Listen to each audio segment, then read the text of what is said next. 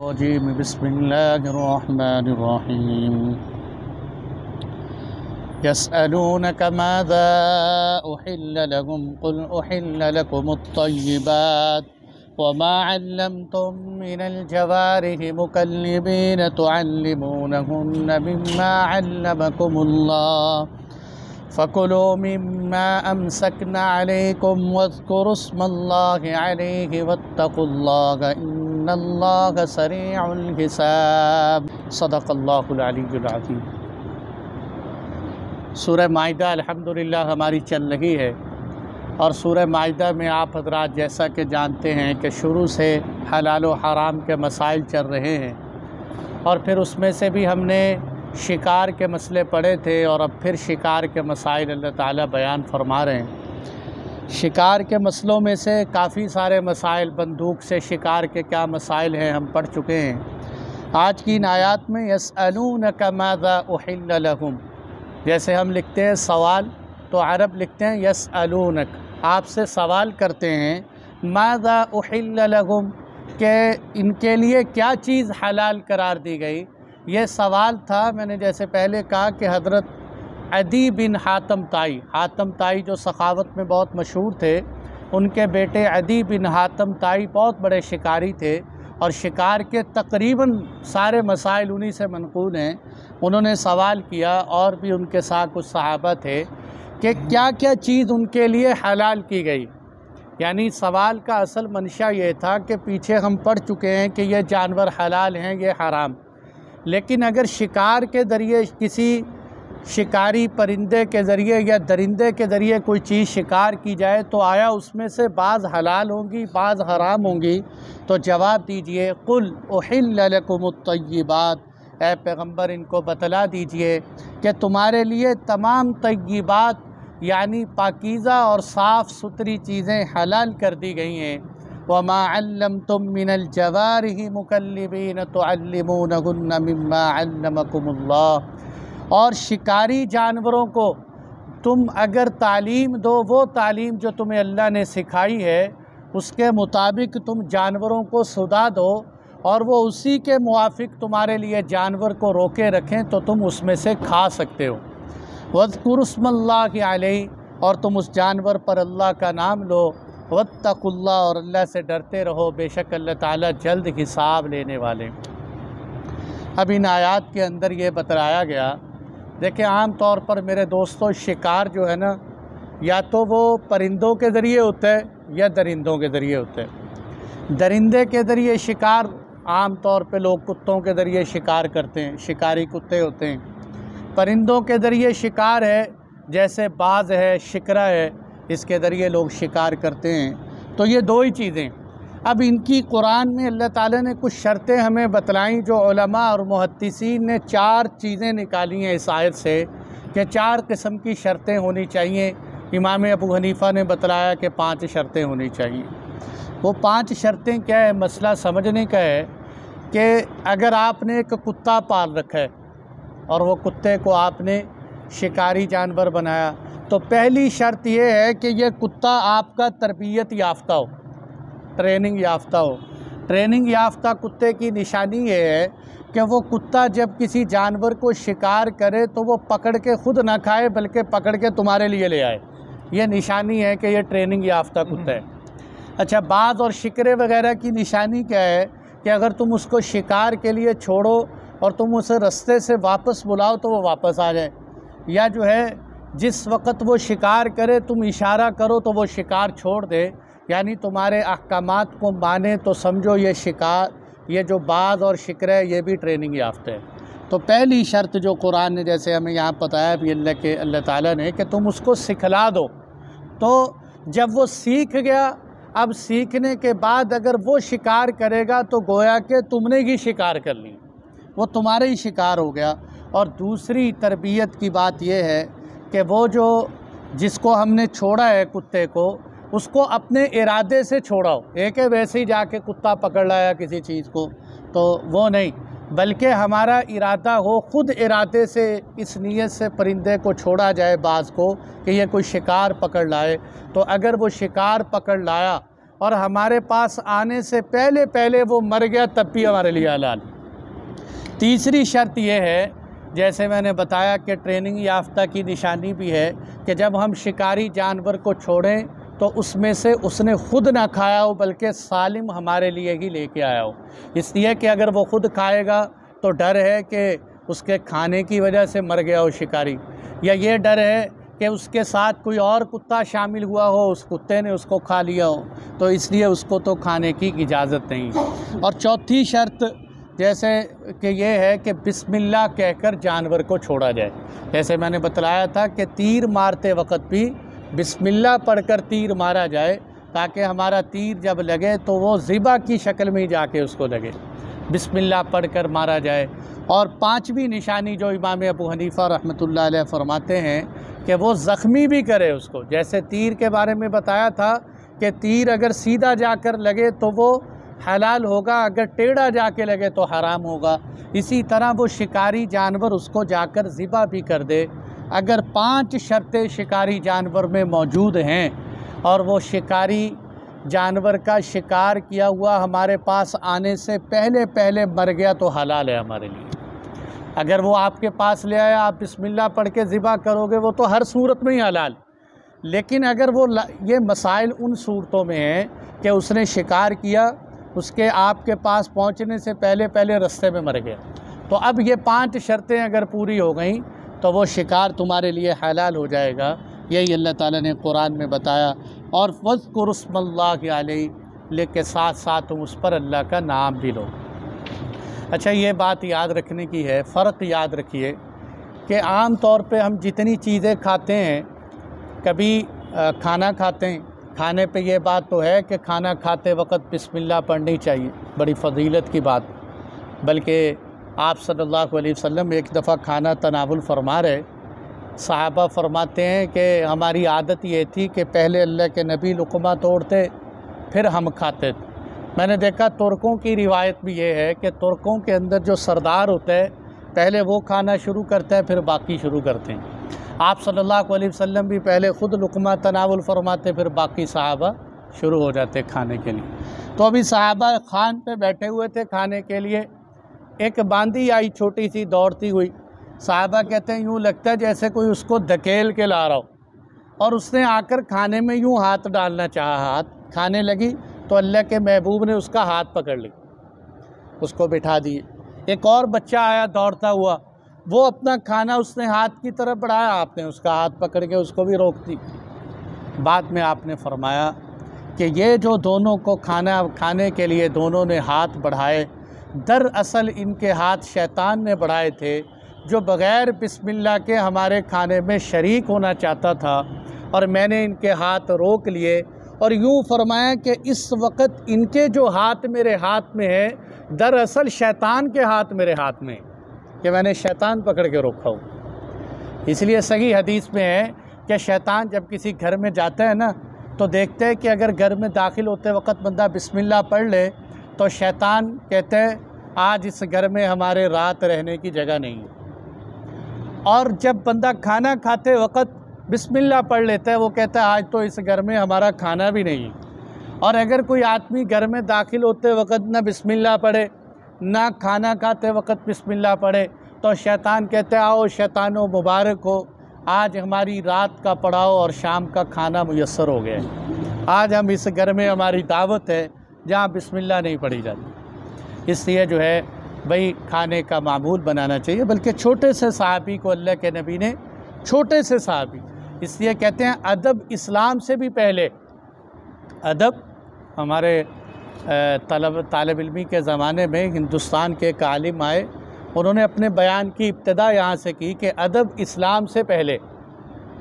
हमारे मुंह खुले के खुले रह गए कि ये इतनी बड़ी बात की है कि अदब इस्लाम से भी पहले, ये क्या मतलब। फिर उन्होंने दलील पेश की कि अदब इस्लाम से पहले कैसे, कि छोटा बच्चा है, नाबालिग है, उसको वो तो इस्लाम का मुकल्लफ ही नहीं, इस्लाम के अहकामात उसकी तरफ मुतवज्जे नहीं होते। लेकिन एक छोटा सा बच्चा जब अल्लाह के नबी के सामने आकर बैठा और खाने लगा, आपने उनका हाथ पकड़ लिया। आपने 2 बातें इरशाद फरमाई। आपने फरमाया कुल भी यमीनिक, अपने दाएं हाथ से खाना खाओ, वकुल मिम्मा यलीक, अपने सामने से खाना खाओ, पूरे बर्तन में हाथ न घुमाओ, अपने सामने से खाओ। 2 अदब अल्लाह के नबी ने उस छोटे से बच्चे को सिखलाए, इसलिए कहते हैं अदब इस्लाम से भी पहले। तो आदाब हैं खाने के, हम अपने घरों में बच्चों को, घर वालों को, छोटों को, यहाँ तक कि आपने ये भी फरमाया कि खाना शुरू करते वक्त अगर बिस्मिल्लाह भूल जाओ, दरमियान में याद आ जाए, आखिर में याद आ जाए, तो यूँ कहो बिस्मिल्लाह की अव्वलहु व आखिर, ये दुआ पढ़ लो। एक साहबी फरमाते हैं कि मैंने एक साहिब के साथ खाना खाया, तो उन्होंने खाने के शुरू में भी बिस्मिल्लाह पढ़ ली और खाने के आखिर में फिर कह दिया बिस्मिल्लाह की अव्वलहु व आखिर। मैंने कहा भाई ये तो जब शुरू में पढ़ लिया फिर आखिर में पढ़ने की क्या ज़रूरत। तो उन्होंने कहा कि एक दफ़ा अल्लाह के नबी के साथ खाना तनावुल फरमा रहे थे कि आप सल्लल्लाहु अलैहि वसल्लम के पास एक बैठे हुए खाना खाने वाले ने बिस्मिल्लाह पढ़े बगैर खाना खाया और आखिर पे उसने जाके बिस्मिल्लाह की अव्वलहु व आखिरा पढ़ा। तो आपने फरमाया शैतान तेरे साथ खा रहा था, जब तूने बिस्मिल्लाह की अव्वलहु व आखिरा पढ़ा तो शैतान ने सारे का सारा खाना तय कर दिया। तेरे बिस्मिल्लाह पढ़ने की बरकत से अल्लाह ने उसके अंदर का सारा खाना बाहर निकलवा दी। तो इसलिए भाइयों बिस्मिल्लाह की अव्वलहु व आखिरा, बिस्मिल्लाह का हम ज़रूर एहतिमाम किया करें कि इसकी बड़ी बरक़ात हैं। हमने बाज़ मशाइख को तो यहाँ तक भी देखे, वो गिलास उठाते हैं तो बिस्मिल्लाह, गिलास रखते हैं तो बिस्मिल्लाह, किताब खोलते हैं बिस्मिल्लाह, किताब बंद करते हैं बिस्मिल्लाह। कि मुसलमान का हर वो काम जिसमें बिस्मिल्लाह बिस्मिल्लाह बिस्मिल्लाह हो, अल्लाह उसमें बरकतें डाल देते हैं। तो अब बात मैं ये कर रहा था कि हम बाकी चीज़ों में भी तो खाने पीने में बिस्मिल्लाह पढ़ते हैं, लेकिन इसमें बिस्मिल्लाह पढ़ने का सवाब है, कोई फ़र्ज़ वाजिब नहीं। और जानवर ज़िबा करते वक्त अगर किसी ने बिस्मिल्लाह ना पढ़ी तो वो जानवर हराम हो जाते।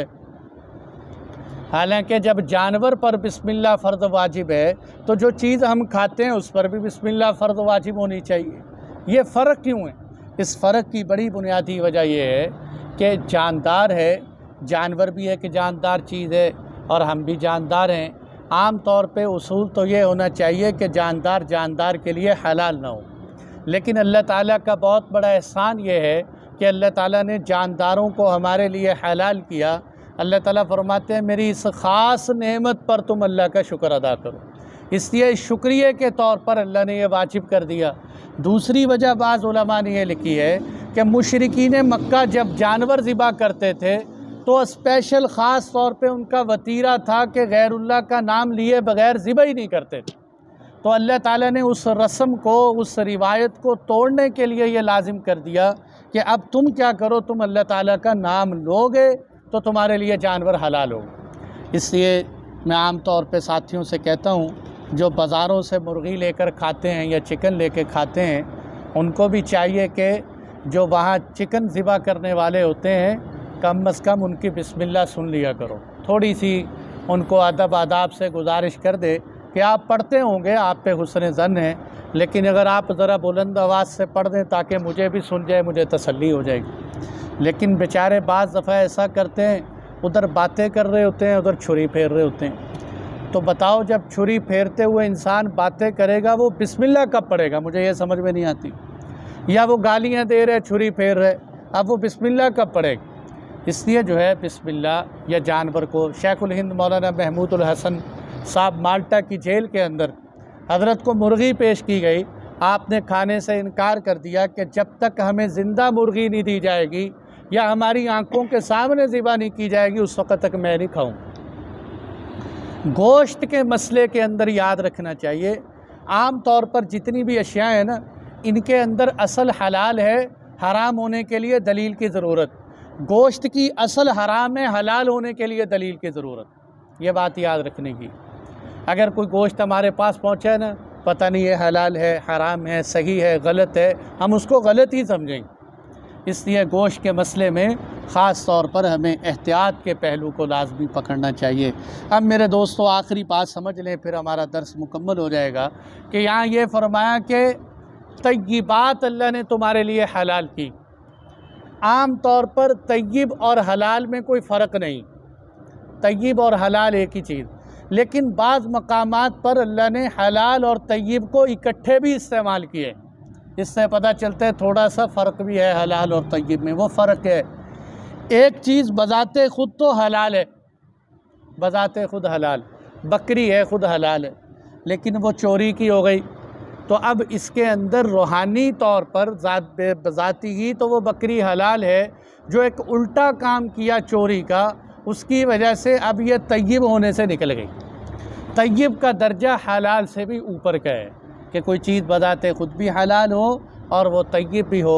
और तय्यब की तारीफ़ हज़रत शाह वलीउल्लाह साहब ये भी फरमाते हैं कि अगर गौर किया जाए तो ये बात समझ में आती है कि वो जानवर जो बज़ाते ख़ुद हलाल हों वो भी तय्यब हैं, और वो जानवर के जो ख़ुद तो हलाल हैं लेकिन उनको ज़बह हराम तरीके से किया जाए तो वो भी तय्यब होने से निकल जाते हैं। ये दोनों बातें याद रखने की हैं। इसी तरह कोई चीज़ ऐसी है कि जिसको फ़ितरत सलीमा पसंद नहीं करती, जैसे अब बहुत सारे लोग कहते हैं जी कपूरे हराम क्यों हैं, कपूरे ये तो बड़ा टेस्ट होता है कपूरों के अंदर, बड़ा मज़ा देते हैं, हराम पता नहीं क्यों कर देते हो, हम तो बड़ी देर से खाते आ रहे हैं। हम उनको कहते हैं कि भाई ये कोई अच्छी चीज़ नहीं है, नहीं खाने चाहिए, पेशाब के जमा होने की जगह है, शहवत का मस्कन है, इसको खाओगे तो तुम कहीं शहवत परस्त ना बन जाओ, ये फितरती तौर पर कोई अच्छी चीज़ नहीं।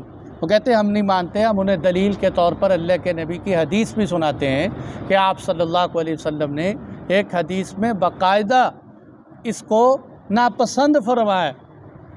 वजह क्या है कि जो देखे ना फितरत सलीमा, अब आप में से बहुत सारे ओजड़ी खाते होंगे, बहुत सारे नहीं खाते होंगे। अगर लोगों की फ़ितरत पे फ़ैसले करने शुरू कर दो फिर तो बहुत मुश्किल काम। हम कहते हैं फ़ितरत सलीमा से मुराद नबियों की फ़ितरत ले लो कि जिनके दिलों की हिफाजत फ़रिश्ते करते हैं, जिनकी फ़ितरत सबसे आला फ़ितरत होती, तो नबी जिस चीज़ को पसंद करें। अब देखो ना, गो है, शवाफ़े खाते हैं कि जो है सहाबा किराम से खाना साबित है। अच्छा, फ़िक़्ह हनफिया में गो खाना ठीक नहीं, वो हम दलील क्या देते हैं कि आप सल्लल्लाहु अलैहि वसल्लम के सामने दस्तरखान पे पेश की गई, अल्लाह के नबी ने ख़ुद नहीं खाई। तो जब आप सल्लल्लाहु अलैहि वसल्लम ने ख़ुद खाना पसंद नहीं किया तो इसलिए हम समझते हैं कि ये हमें भी नहीं खानी चाहिए। अगर वो कोई बेहतरीन और अच्छी चीज़ होती तो अल्लाह के नबी उसको तनावुल फरमा ले। आप सल्लल्लाहु अलैहि वसल्लम से पूछा गया कि भेड़िया खा सकते हैं, भेड़िया? आपने फरमाया कि भेड़िए को भला इंसान कैसे खाएं? तो ये बता दिया कि भेड़िया खाना कोई अच्छी चीज़ नहीं आप सल्लल्लाहु अलैहि वसल्लम। इसी तरह मेरे दोस्तों, अल्लाह के नबी ने कुछ चीज़ें हमें बता दी कि ये चीज़ें जो ईज़ा रसानी का ज़रिया बनती, जिनका काम ये है कि दूसरों को तकलीफ़ पहुँचाना या चीज़ों को उठा कर ले जाना, जैसे सांप है, बिच्छू है, इसी तरह छिपकली है। छिपकली को मारने के लिए तो हज़रत आयशा ने बाकायदा घर के अंदर एक नेज़ा रखा हुआ था, जब भी छिपकली नज़र आती थी उसको मार देते। छिपकली को पहली ज़रब से जो मारे उसको सबसे ज़्यादा अजर व सवाब मिलते हैं। इसी तरह मक्खी है, चील है, बाज़ है कि जिनका काम जो है वो तकलीफ़ पहुँचाना, चीज़ें उठा कर ले जाना।